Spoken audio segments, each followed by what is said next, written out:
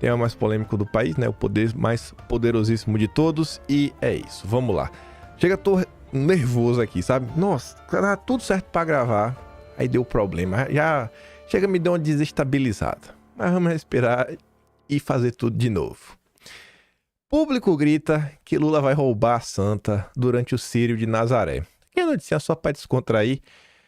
As imagens mostram o presidente realizando o ato litúrgico de colocar a imagem da padroeira em nicho de vidro do barco principal da Romaria, que pertence à Marinha do Brasil, quando um crítico ao petista grita: vai roubar a santa?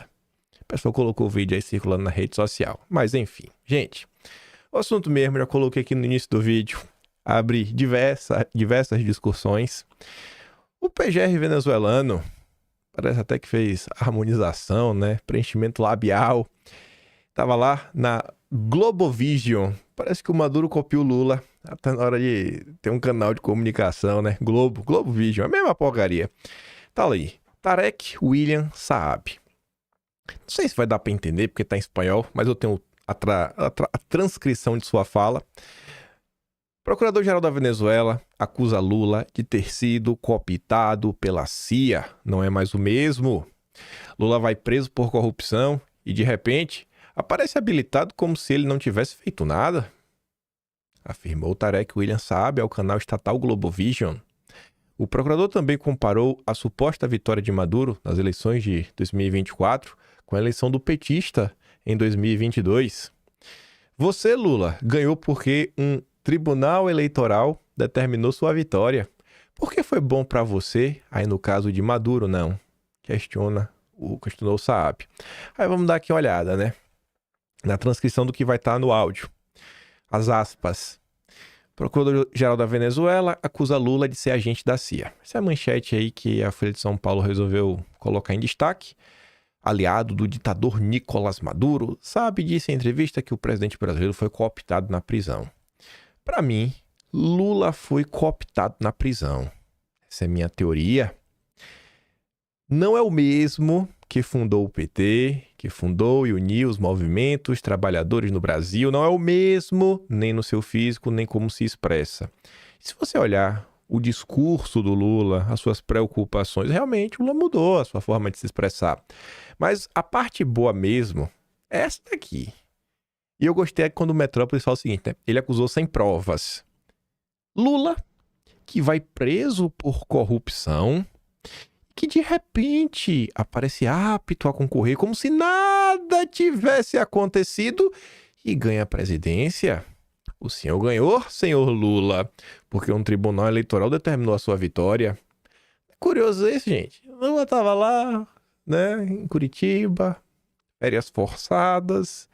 E de repente ele sai, e de repente ele tem os seus direitos políticos restabelecidos, como se nada tivesse acontecido, ganha a presidência.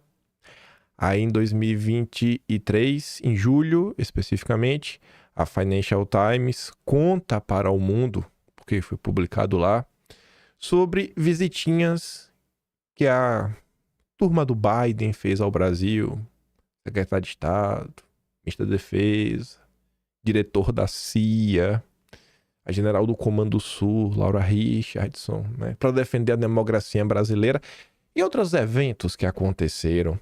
Aí você vê aqui a denúncia agora do senhor PGR do Maduro. Ele também falou, isso aqui ele já fala no início do áudio, aliado de Maduro, procurador da Venezuela, acusa Lula e Boric de serem agentes da CIA. Essa esquerda da América Latina, cooptada pela CIA, tem dois porta-vozes, de Saab referindo-se a Boric e Lula em entrevista ao Globovision. Quem é você, Boric? Quem é você, Lula? Quem é o porta-voz que os americanos colocaram para dizer as coisas mais bárbaras contra o nosso país através da esquerda? O senhor Boric, seguido por Lula. Aí, isso foi agora, né? Outubro. O Gustavo Castanhão, que é até filiado ao PDT, a gente já fala do PDT hoje, falaremos do PDT. O Procurador-Geral da Venezuela acusa Lula de ter sido cooptado pela CIA. Ele não é mais o mesmo. Aí tá falando que é Rubinho Barrichello. Chegou atrasado. A turma já sabe que Lula foi cooptado pelo Biden já tem um bom tempo. Olha essa postagem aqui. Eu cheguei a deixar um comentário nela. 30 de julho de 2024. Ou seja, agosto, setembro, a gente já tá no meio de outubro. 2 meses e meio atrás. 2 meses e meio atrás, o Camarote da República, o perfil que inclusive apareceu aí no contexto da CPI do circo, lá do Omar Aziz, do Renan Calheiros, postava uma nota oficial da Casa Branca, onde a nota oficial da Casa Branca aparecia com os Estados Unidos, agradecendo a liderança brasileira. E aí você pode falar o seguinte, mas o Lula podia ser mais incisivo, isso, aquilo, outro. É uma gradação, né? Antes de você sair do ponto A e chegar no ponto B, você tem o meio do caminho. Gente, o Lula do passado, que o Sábio tá falando, sim, terminou as eleições. Ele ia falar que o Maduro venceu. Terminou. Maduro, nosso candidato, venceu. Acabou, não ia ter nem mais discussão, não ia ter mais nada. Já estava sacramentado. E quem reclamasse, o PT ia vir aquela história. Não, o PT defende a soberania dos povos, a autodeterminação dos povos. Dessa vez não, dessa vez o Lula pediu as atas. Não tem como se negar isso. O Lula pediu as atas, ele ficou lá, não, tem que ter as atas, isso, aquilo, outro. Pediu. E aí os Estados Unidos estão ali, ó. Casa Branca divulga resumo do diálogo entre Lula e Biden. Se comprometeram, trabalhar junto, e até hoje o Lula não reconheceu a Venezuela. Aí a militante petista, Biazita Gomes, diz: a cabeça de algumas pessoas está dando curto agora. Os Estados Unidos está elogiando o papel do Brasil de ser mediador na crise da Venezuela e a busca pelos dados técnicos da eleição americana. Aí eu respondia, né? A cabeça de algumas pessoas dando curto. Lula, o vassalo do Biden. E aí eu quero lembrar outra coisa para vocês. Vamos abrir. Cadê? 2024. Janeiro. Maximiza aqui. Pronto. Atlas e janeiro de 2024. A gente fez um dossiê chamado Lula Aranha. O nome é Lula Aranha, vocês vão encontrar. A gente começa lá o dossiê, falando de um monte de coisa. Hoje acho que já pulou meio que pros finalmente. Foi mal. Cadê? Voltar pro início. Tá, a gente começa aqui o dossiê, aquele dossiê que eu montei de um organograma, falar das famílias e tudo mais. Aí nesse dossiê, eu acabei abordando com vocês a história do Lula ao lado do Mário Garneiro. Que é esse rapaz aqui, ó, na foto com Lula.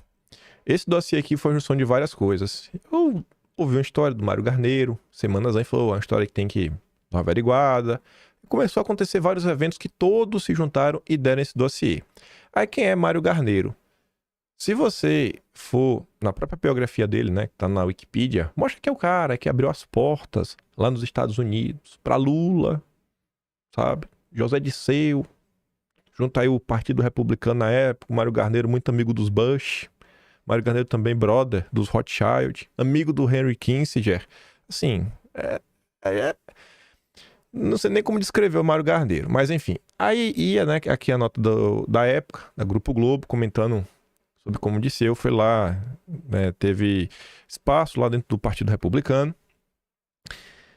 Aí que chegava, e eu comentava no vídeo, sobre algumas denúncias do Mário Garneiro.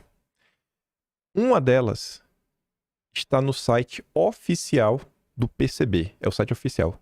Esse aqui era o partidão. Durante o regime militar, o partidão mesmo. Não era o PCdoB, era o PCB, Partido Comunista Brasileiro. E aí, tá até hoje no ar, uma matéria de 2011, 13 anos atrás, o Lula Secreto. Essa matéria do Lula Secreto é sobre denúncias que estão presentes neste livro do Mário Garneiro chamado Jogo Duro. Você vê aqui, é uma postagem de 2014 falando isso. E Lula nunca desmentiu o empresário Mário Garneiro. Lula Secreto. Garneiro conta um pouco sobre Lula Secreto. No livro Jogo Duro, Garneiro lembra que Lula fez curso sindical na Johns Hopkins University em 1973. Quem mandou ele para lá? E ele dizia mais ou menos isso, que aqui, ó, um dos grandes mistérios da história política brasileira é compreender por que, afinal, os próceres do regime militar deixaram um jovem desconhecido metalúrgico, o Lula, sem origem partidária e sem referência, sem grandes articulações, de repente se transformar em grande líder. Lula tem estrela, sorte, é um predestinado? Ou teria sido construído meticulosamente nos arquivos secretos da ditadura? Fala-se, inclusive, entre os militares da repressão, que Lula seria inversão do general Golbery de Couto e Silva em armação com o empresário Mário Garneiro. Então, assim, são diversas denúncias que apareceram ao longo da história. Tratava assim, ó, longe de mim querer acusá-lo de ser o cabo Anselmo do ABC, mesmo porque, ao contrário do que ocorre com o próprio Lula, eu só acuso com as devidas provas. Lula foi a peça sindical na estratégia de distensão tramada pelo Golbery, o que não sei dizer se Lula sabia ou não sabia que estava desempenhando esse papel. Aí, também no mês de janeiro, temos o dossiê Agentes Ford, que a gente está contando sobre a história... Peraí. Tá. Não tá funcionando 100% direito. Vou descer aqui. Aqui tá o Arnes Freire. Cadê? Não. Aqui não tá no Arnes Freire. Tá. Beleza. Vai lá. Aqui, termina aqui agora. Pronto. Agentes Ford. Dossiê Agentes Ford, começa da Fundação Ford, pra gente falar, assim, do nascimento do Guilherme Boulos. Candidato agora, né? Eleição. E a gente tenta entender, cara, como é que ele surge, de onde que ele vem. A gente está analisando, a própria Wikipédia conta que o Boulos, né, emerge daquelas confusões ali do Não Vai Ter Copa, 2014. A Gringa Brasília fez uma thread para explicar isso em 2021, uma longa thread. A gente comentou na época, ela sai esmiuçando tudo bonitinho, todos os vínculos do Boulos com a Open Society Foundation, tudo mais. Aí eu sei que nesse dossiê, né, além de tratar toda a questão do Boulos... Esse aqui eu lembro. Teve uma reunião, deixa eu ver se tem a data. Aqui, ó, 7 de abril de 2014. A Assembleia Geral Extraordinária, Defensoria Pública, Ação Estratégica para Garantir Direitos e Manifestações Populares. A sua concepção, né, desse evento, né? O evento foi promovido pela Associação Nacional de Defensores Públicos, em parceria do Fórum Justiça. Sua concepção foi originada da Reunião Ford Foundation. Reunião Ford Foundation. A concepção desse evento saiu da cabeça da Fundação Ford. Realizada em 17 de dezembro de 2013, no Rio de Janeiro, promovida pelo escritório da Fundação Ford. Nela, variadas organizações envolvidas com a defesa do direito de livre manifestação e o combate à violência estatal dividiram suas análises sobre a conjuntura de violações de direitos em manifestações populares e ações derivadas dos preparativos para a Copa do Mundo. Então, assim, diversos eventos que aconteceram no Brasil... O pessoal diz que tem dedo do soro da Fundação Ford para desestabilizar o país. Aí o Boulos emerge disso daí. Aí nesse dossiê, nós relembrávamos que, assim como o Boulos é uma cria do globalismo, muito antes dele veio o FHC.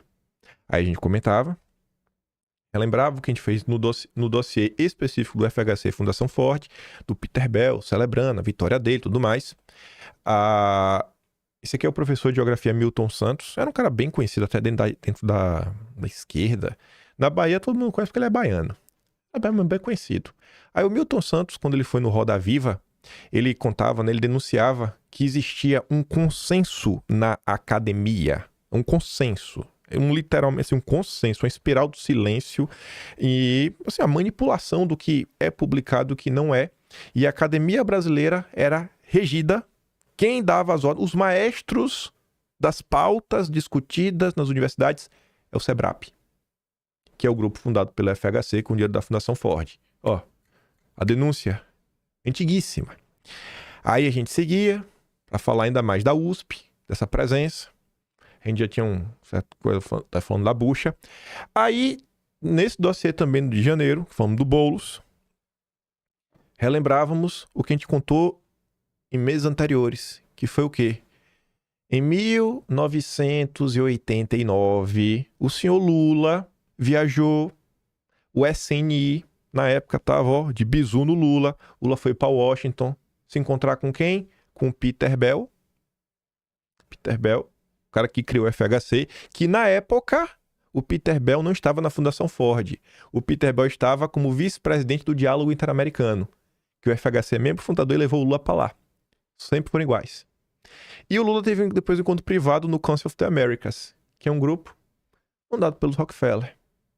Assim, quando diz que o Lula é o vassalo do Biden, cara, ele mas há muito tempo. Não é novidade. Finalmente o Maduro percebeu. E aí tem mais coisas que a gente comentou na época, né? O que eu quero destacar mais uma vez, aquela linda foto, né? Eu dou aquela foto do Lula sentado no cavalo com a bandeira americana. É que, gente, tudo isso aqui que tá acontecendo devia, no mínimo, colocar as pessoas para pensar no qual é o chicote que estrala em cima do Lula. Não é que o Lula não gosta do Maduro, não é que o Lula não gosta de comunista, não é que o Lula não é um comunista, é que o Lula, ele chegou onde ele chegou graças à ajuda de algumas pessoas, e ele sabe disso. Então hoje, a era Lula 3, Lula 3.0 é um governo globalista. Toda vez que o Lula tiver uma bola dividida, o Lula ficará ao lado da agenda globalista. É a agenda globalista que rege o Brasil, que direciona o Brasil. A maior parte dos ministros do Lula são alinhados a essa agenda, como, por exemplo, a Aniele Franco. Mais uma vez, a Aniele Franco está na revista Time. A revista Time a gente já entrou também no mês de fevereiro para falar da Globo. Ocorreu no Brasil uma CPI para analisar as ligações umbilicais entre a Globo e o grupo Time Life. Isso aconteceu, não aconteceu. As grandes denúncias da época é que as empresas nacionais ela não tinham condição de trazer todo o aparato tecnológico, tudo mais para competir de igual para igual. E assim, era um momento difícil que o Brasil passava e para a Globo meio que não faltava dinheiro. De onde vem esse dinheiro, eu não sei, né? Nada, teve lá várias investigações e tudo mais. Enfim, denúncias sérias. Então, assim, são pessoas que operam no Brasil desde que o mundo é mundo. Se a Globo existe, reclamem com a Time. E essa mesma Time está elevando, dando destaque a Aniele Franco. Não é difícil de perceber que tem algo acontecendo de errado, né? Mas tá ali. Ela é a única brasileira da lista. Sensacional. É apresentada em um texto escrito pela Guajajara, que já afirmou que já teve viagem bancada pela Fundação Ford. O que eu posso falar, né? É o Lula, vassalo do Biden. E a gente vem falando, né? E muita gente não consegue, às vezes, entender. Enfim, a mesma Aniele Franco, né? Só para atualizar, você deve lembrar do Silvio Almeida, o caso não acabou. Ela diz à Polícia Federal que a importunação começou em 2022 e escalou. É a primeira vez que ela oficializa a denúncia. Em seu depoimento, a ministra diz que as abordagens inadequadas, como definiu, começaram no fim de 2022, quando os dois passaram a fazer parte do grupo de transição do governo nomeado por Lula. As abordagens, afirmou ela, foram escalonando até importunação física. Pois é, espero que o Maduro acorde para quem é o Lula. Brincadeiras à parte. Isso aqui é brincadeiras à parte, né? Mas esse aqui tem tudo para ser brincadeira. É brincadeira uma coisa dessa, né? Haddad está preocupado com o avanço do conservadorismo no país após eleições. Ele está preocupado. Que não pode existir conservadorismo. Aí onde é que o Haddad vai reclamar disso? Num evento promovido pelo Itaú. Itaú, o banco mais progressista do Brasil. Tá na gênese, né? Da República Brasileira. Eu digo na gênese, assim, o golpe da República de 1889, a gênese, sabe, o sangue tá lá da turma, da família dos patriarcas do Itaú. Tá lá. Mas enfim, Haddad afirmou que o conservadorismo tem ganhado força em todo o mundo. Aquilo que parecia improvável 10, 20 anos atrás, improvável do ponto de vista retórico, hoje existe lugar de fala para qualquer narrativa. Ele está muito preocupado. Aí, o que Haddad está falando, né? Você deveria prestar atenção. E realmente, o conservadorismo está crescendo. Essa iniciativa aqui eu achei bem interessante. Até um tempo atrás, eu diria que muito improvável. Cineastas lançam um manifesto anti-woke no setor audiovisual.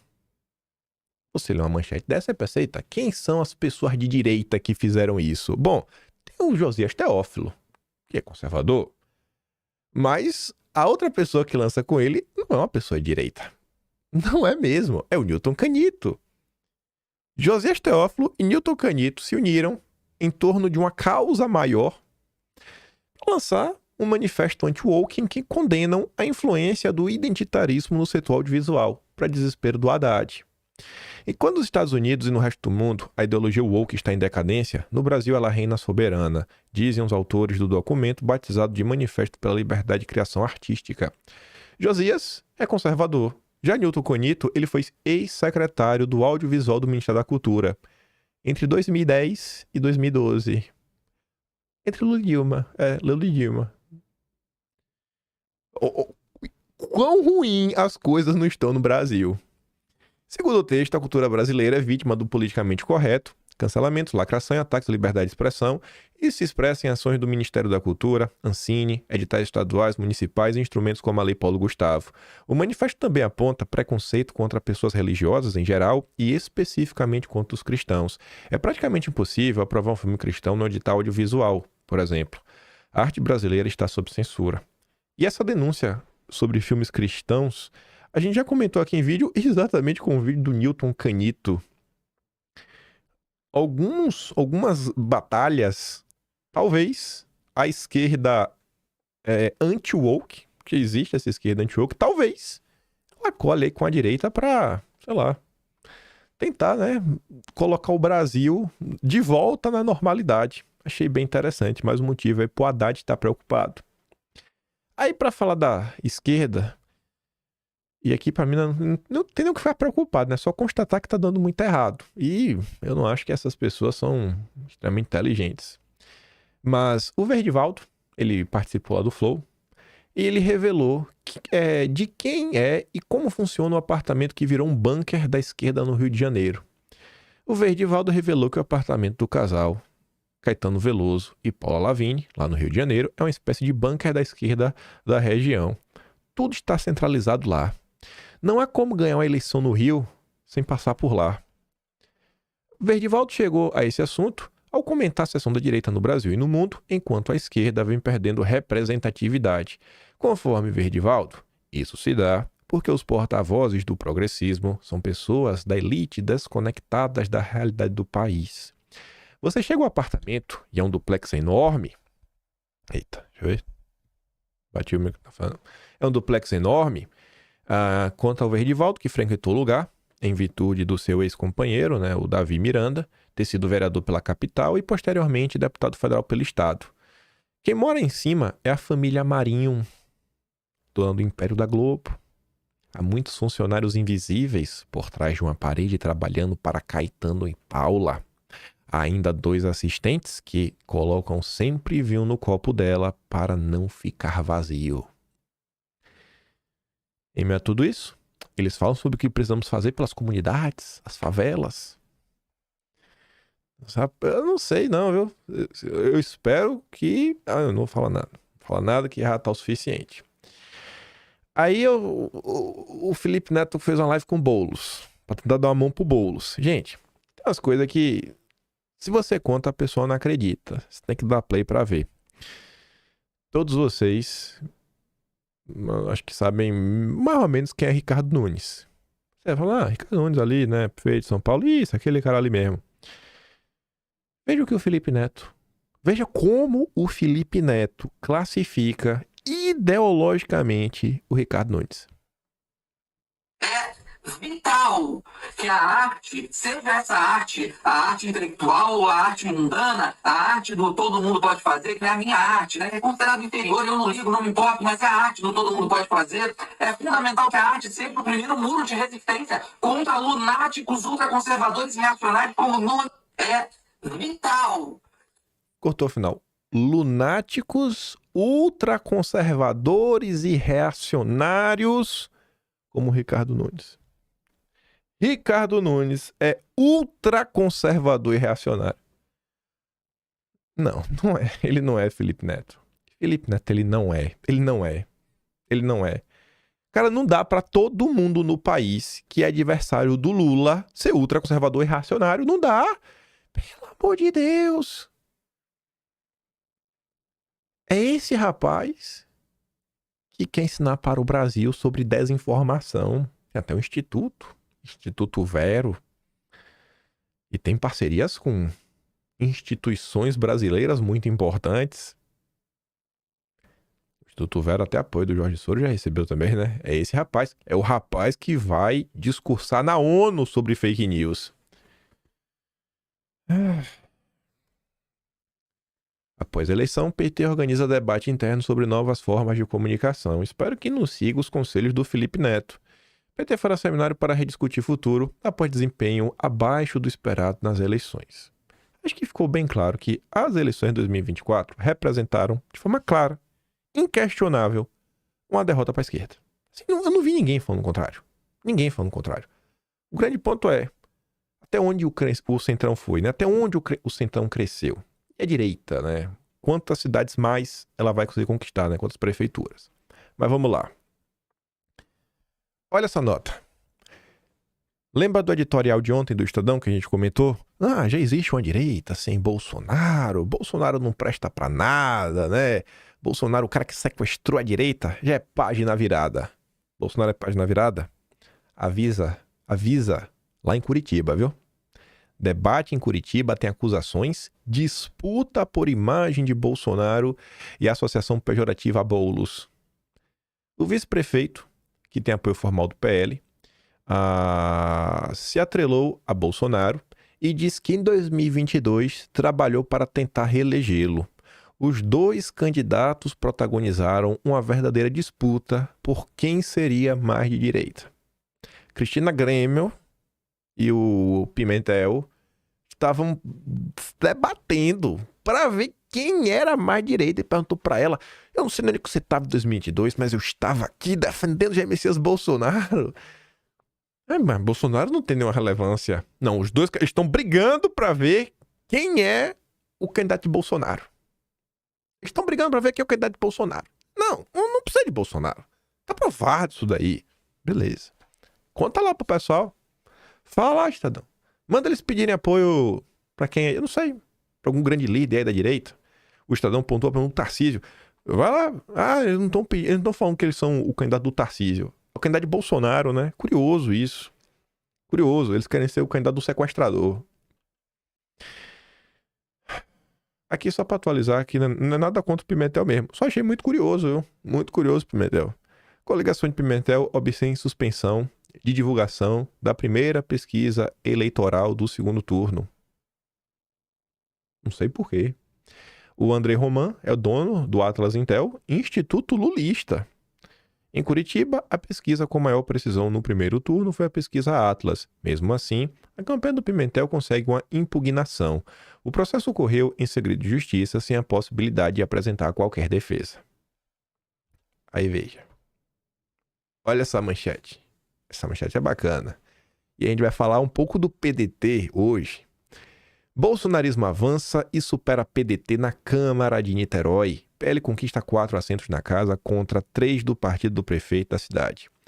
O mais votado de todos, e um cara que eu acompanho, vez ou outro trabalho dele, é brabo. Esse é brabo.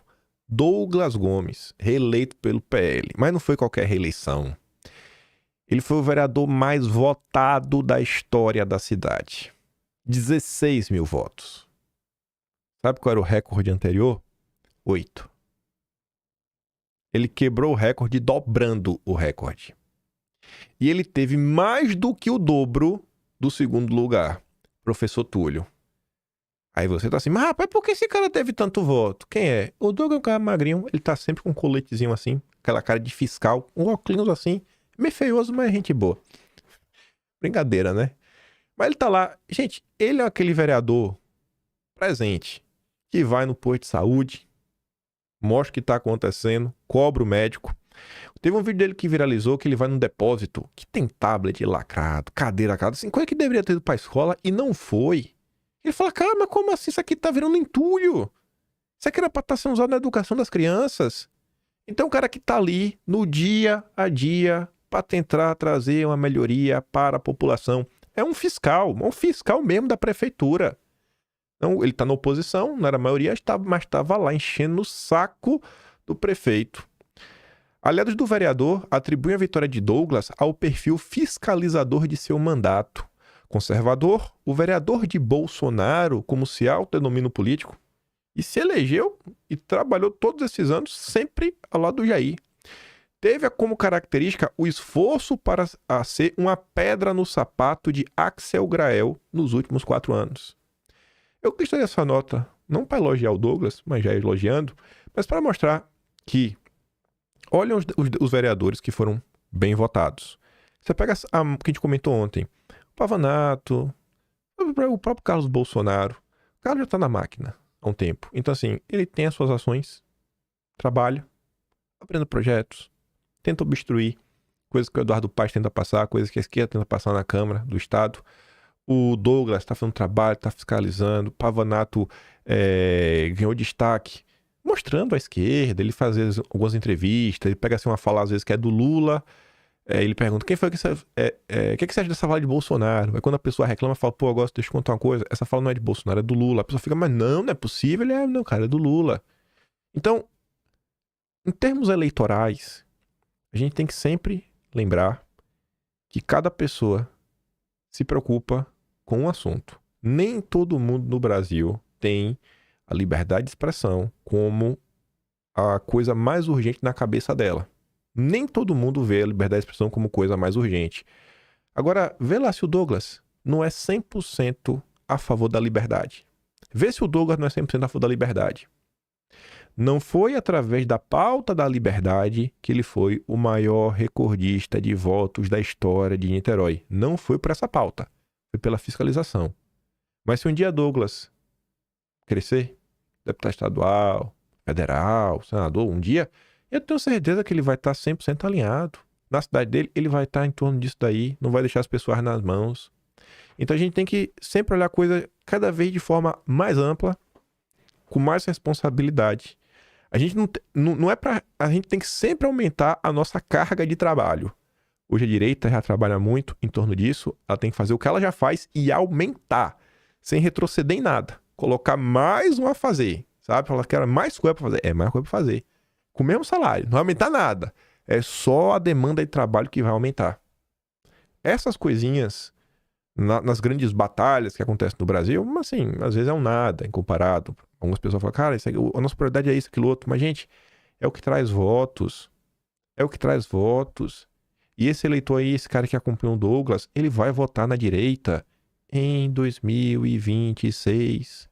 Eu não sei quem vai ser o deputado federal que o Douglas vai apoiar no Rio de Janeiro, mas com certeza ele vai transferir votos. O cara vai estar ali de perto e eu tenho a mais pura convicção que o deputado que ele vai apoiar vai defender a liberdade de expressão. Mas chegou lá, parte dos votos fiscalizando. Parte dos votos vieram fiscalizando. Pesquisa Atlas. Em Cuiabá, Abílio Brunini, o carequinho engraçado, 52,4. Tá na frente. Espero que continue assim. E ele tá disputando com um petista, Lúdio Cabral. Parabéns, Abílio. Vaca é sua. Fé em Deus você vai levar. A Atlas em Manaus está dando no Capitão Alberto Neto, que é do PL, com 49,5 e o concorrente com 48. Aí tá realmente empate técnico total, né? E aí no 2 pontos para mais para menos, qualquer um pode estar na frente. Mas tá na frente. Isso é bom. Trabalhar. Gente, Manaus é uma cidade importantíssima. Minha Nossa Senhora. Já pensou levar Manaus e Belém? Éder Mauro. Rapaz, a música de Éder Mauro é chiclete, viu? Essa entra na cabeça que não tem como esquecer. Que jingle esse do Éder Mauro. Rapaz, Éder Mauro, prefeito de Belém. A cópia do Lula não vai ser essa patifaria que ele quer fazer, não. Vai botar ordem na casa. Não vai ser assim o Deus dará e o Biden fazer o que ele quiser, não. Vamos ver.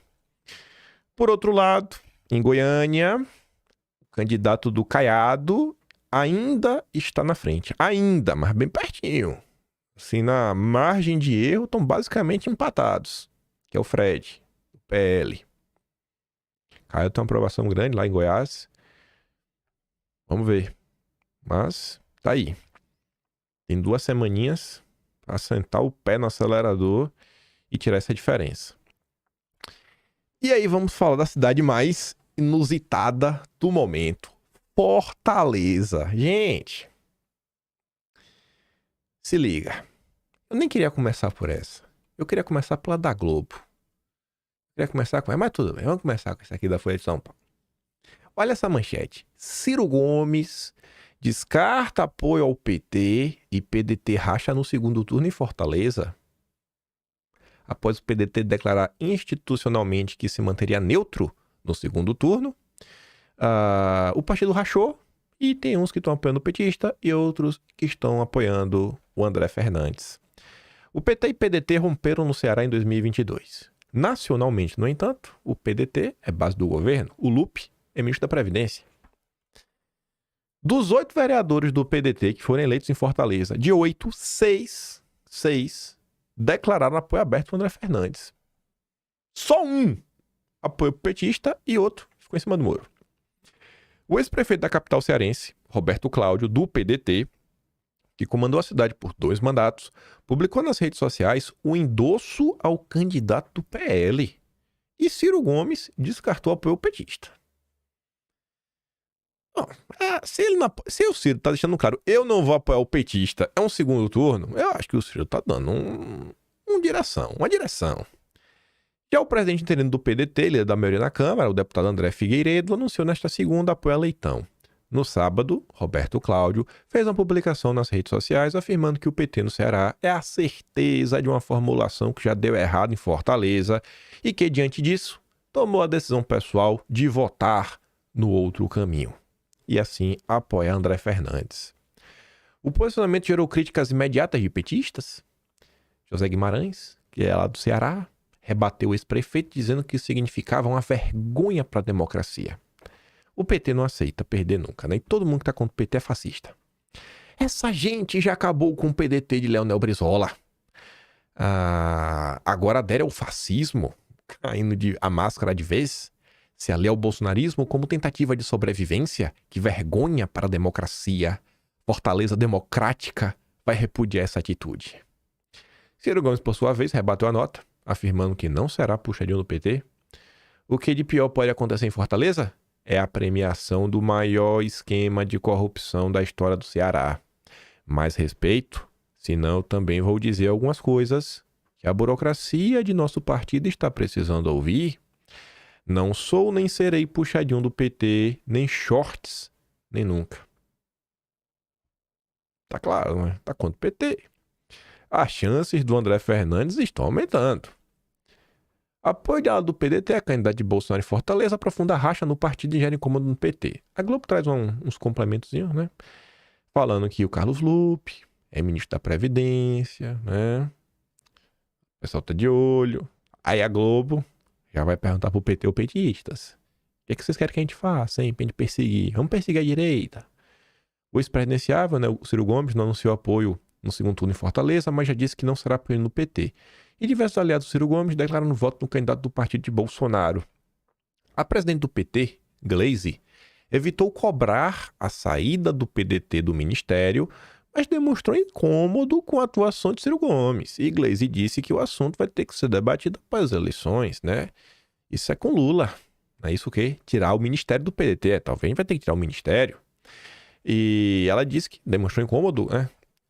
No Ceará a briga é do Ciro conosco e o comando do PDT lá é dele. Mas, passada a eleição, temos de conversar sobre isso. Essa aqui é a postagem feita pelo Roberto Cláudio, que é prefeito. É uma postagem longa, né? Aqui é só o final, é o último bolinho que tá vendo ali, né? São 5 prints. Para completar o cenário de obras paradas em todas as regiões do Ceará, da falta de investimentos em infraestrutura, de abandono da saúde pública, principalmente de medo e incompetência das autoridades para combater as facções criminosas, uma demonstração do tamanho do problema que o PT tem criado para todo o Estado, mas muito especialmente para a nossa capital.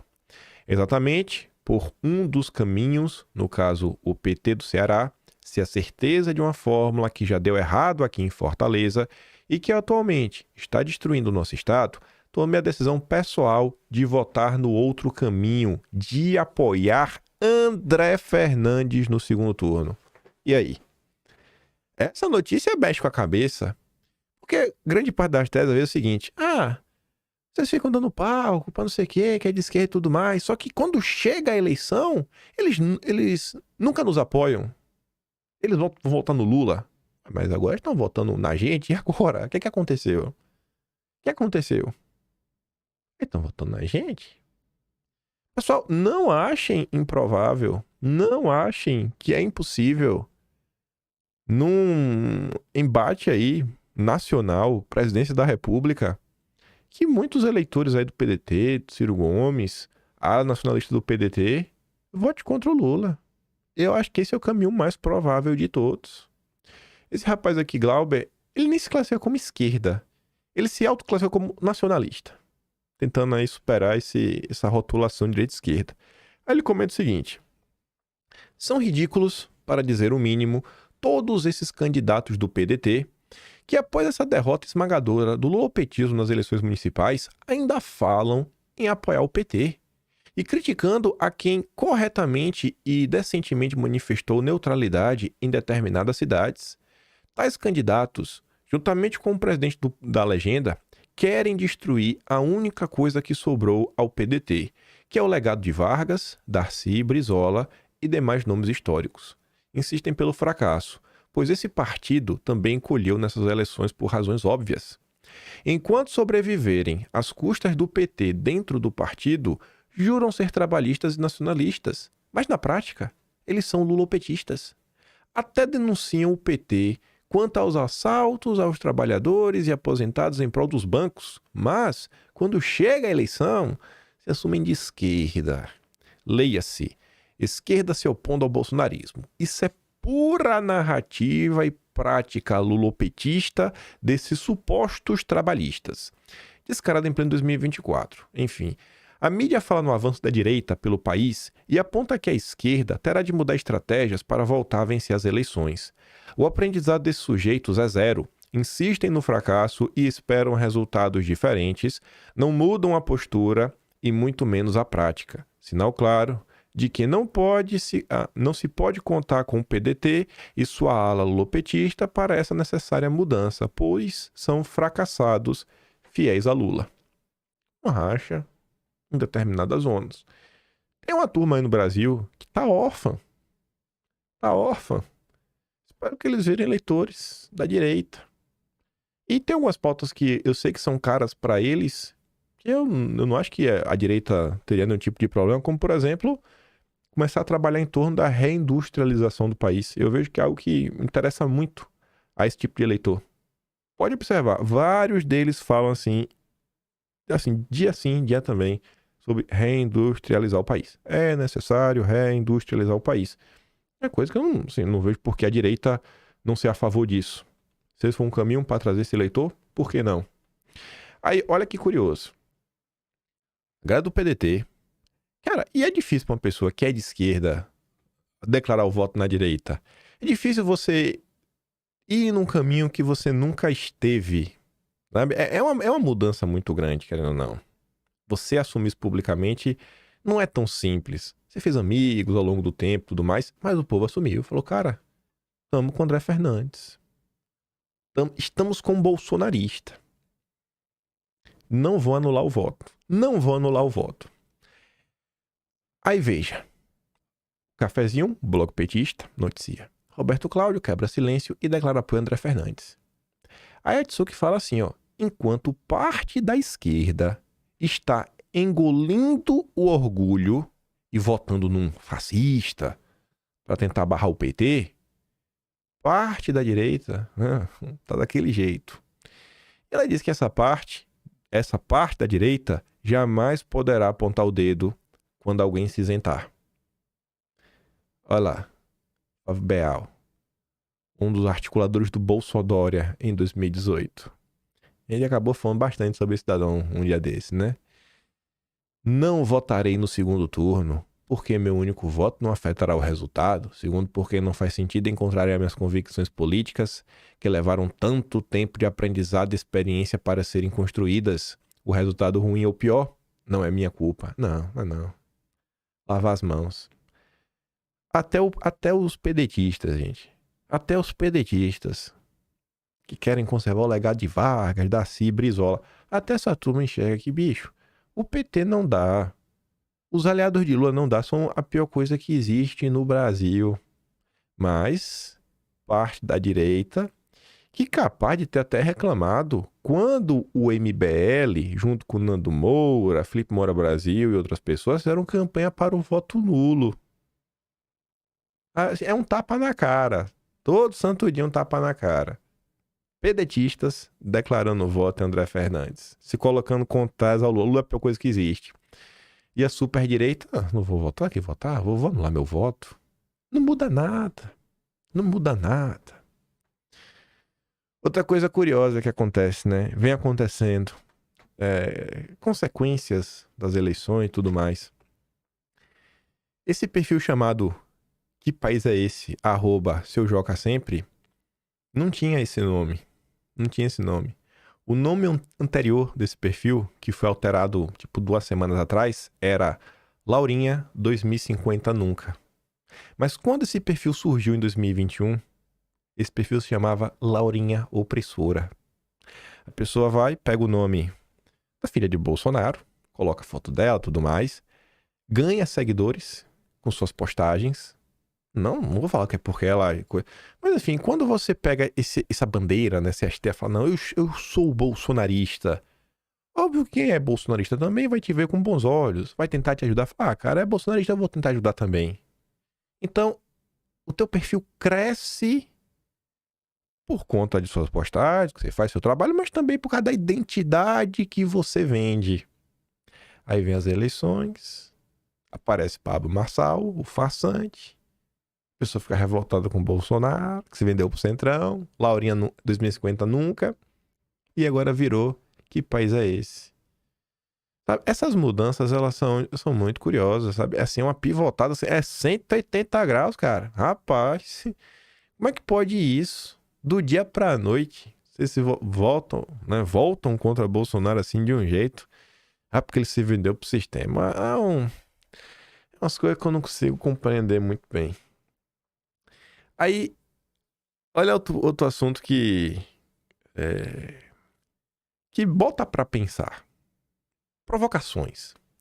Nos últimos dias, vocês devem estar acompanhando a rede social, tem muito comentário sobre Tarcísio. Eu não vou defender o Tarcísio, não. Nem vou defender, nem vou atacá-lo. Vou só relatar. Tem gente defendendo o Tarcísio, com um bom articulador. Tem gente falando que o Tarcísio é o cara do sistema. Tivemos desde influenciadores, jornalistas, deputados. O Princeso foi no Pânico, na Luiz Felipe de Bragança, foi lá, falou com o Zarleta, o Tarcísio é o candidato do sistema. A opinião de cada um, não vou falar que é, também não vou falar que não é. E tendo embate na rede social. Embate na rede social, embate na rede social, embate na rede social, vários embates em torno disso. Aí veja. Segundo o Globo, o número 1 da fila é Tarcísio. A fila. Não é que Tarcísio é o primeiro, que é o número 0. O candidato ainda é Bolsonaro. Mas depois de Bolsonaro, se você olhar para a fila, em tese, o Tarcísio está na primeira. É a visão do Valdemar. Só que a matéria saiu assim, né? Você pega a matéria, você lê, o Valdemar fala, não, nosso candidato é Bolsonaro. Agora, se ele não puder, a gente meio que vê o que a gente faz. Aí, veja essa. Esse senhor aqui quer ser o vice do Tarcísio. Ele já deixou isso claro. Ciro Nogueira. Sou leal a Bolsonaro, mas estou cansado da polarização. Ele tá cansadinho. Ele tá cansadinho. Falou isso no evento do Grupo Esfera, aquele lá em Roma. Tá bom. Entendi, Ciro Nogueira. Ele afirmou que em 2024, né, as eleições de 2024 demonstraram que a sociedade optou pelo centro, disse que não venceu nem a direita nem a esquerda. A grande maioria da população é de centro, tá? Então você tem de um lado favorável, sim, que vê o Tarcísio com bons olhos. Valdemar, Ciro Nogueira. E o mesmo Ciro Nogueira participou de um papo lá na UOL, né? Uma mini entrevista. E aí o Ciro Nogueira, ele fala sobre o Silas Malafaia, que foi bem atacado aí. Não, atacado não, né? Ele foi atacado. Não vou falar que se o ataque foi injusto. Ele foi atacado. Se foi justo ou injusto, cada um de vocês aí julga se o que aconteceu com ele foi justo ou injusto. Olha o que o Ciro Nogueira fala do Silas Malafaia. Mas essa fala de Malafaia, e o que está por trás dela? O grande erro, aí é mais um erro do presidente Bolsonaro, mas o erro é ele aceitar essas figuras como o Silas Malafaia, que é uma criatura completamente execrável, que não lidera nada, e aí se dá uma repercussão, coloca ele na frente de uma manifestação de milhões de pessoas, como se ele fosse o grande líder. Ele não é líder de coisa nenhuma, é líder de internet, é um pastor líder de internet que não representa nem igreja representativa no país. O grande erro, aí mais um erro do Bolsonaro, de ter esse tipo de figura do lado dele, que não acrescenta em nada, e nenhuma pessoa, se mostrou agora que não é uma pessoa de confiança. E aí sentou para falar Malafaia. Então assim, as pessoas na rede social, você entendeu o meu pensamento, a gente tá construindo o pensamento. Ó. As pessoas na rede social nos últimos dias estão reclamando de Tarcísio. E apontando que Tarcísio, possivelmente, é o candidato do sistema. Aí, ao lado do Tarcísio, você tem Valdemar, Ciro Nogueira. E outras pessoas também. Tem deputado de direita, tem um monte de gente. Tem um povão. Além disso, nesses dias recentes, também tivemos essa treta envolvendo o Silas Malafaia, que ele falou de Bolsonaro, tudo mais. E o Ciro Nogueira é com o Silas Malafaia. Aí, dentro de diversas coisas que o Silas Malafaia falou, ele foi na Globo News. E é o que ele falou na Globo News. Cadê esse aqui? A nossa última pergunta sobre o governador Tarcísio de Freitas. O senhor faz elogios a ele.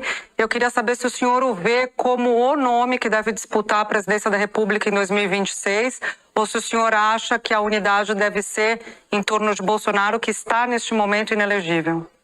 Bem, que pergunta bacana e interessante, Júlia, você está fazendo. É o seguinte, eu não posso acreditar na possibilidade do Supremo Tribunal Federal manter a inexigibilidade de Bolsonaro. Isso por quê? Lula foi condenado em todas as instâncias por unanimidade por crime. O STF, por 6-5, não deu habeas corpus a ele, então condenou. Depois dele preso, os advogados entraram no STF e a segunda turma não liberou ele. Depois, então, Fachin, cabo eleitoral de Dilma, deu uma canetada a favor dele e todo mundo acompanhou. Agora vamos lá. Inexigibilidade de Bolsonaro, sustentada em duas coisas. Número 1, que ele reuniu embaixadores para falar contra a santa, imaculada, idolatrada urna eletrônica. Primeiro, que é prerrogativa do presidente convocar embaixadores. Segundo, e essa aqui é interessante, uso do poder político e econômico no 7 de setembro. Quem pagou o trinco fui eu.